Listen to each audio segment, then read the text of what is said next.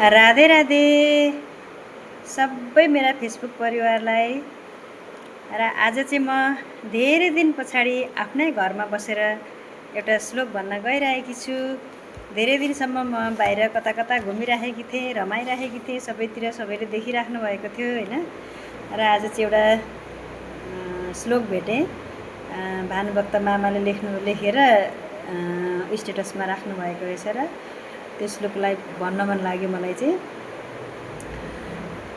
आओस् श्री परमात्मा भक्ति सबमा ज्योति स्वरूपै भई भनेर अब यो हाम्रो वार्षिक लाखबत्ती प्रज्वलनको होला सायद जस्तो लाग्यो। मैले मामालाई सोधेकी पनि छुइनँ, त्यही विषयमा होला जस्तो लाग्यो र मलाई मन पर्यो, मैले भन्न गइरहेको छु। राम्रो छ, सबैले सुन्नु होला है त।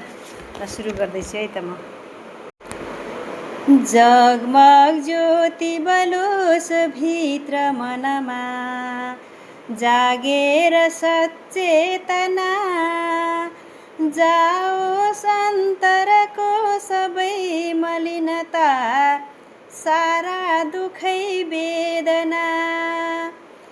राष्ट्रै धर्म समाज वर्ग कुलको उत्थानको खातिर, कर्तव्य निजको जागोस् मनमा, सद्भावना सुस्थिर। जाओस् धर धरको पीडा सकलको, मनभित्रका नै पनि, जाओस् श्री परमात्मा भक्ति सबमा ज्योति स्वरूपै भनी। सारा पितृहरू दिवंगत जति, सद्धाम प्राप्तै गरी, जाउन् दिव्यतलोकमा झट हो, भज्दै उनै श्री हरि। हे ज्योति गरलौ सबै मनुजको, कल्याण हरदम यहाँ, ज्योति ब्रह्म सुज्ञान जागृत गरी, उज्जवल सबै मनमा।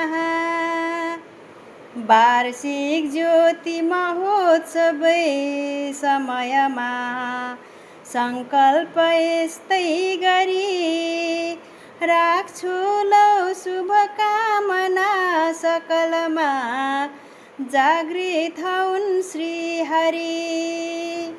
राख्छु लौ शुभकामना सकलमा, जागृत हुन् श्री हरि।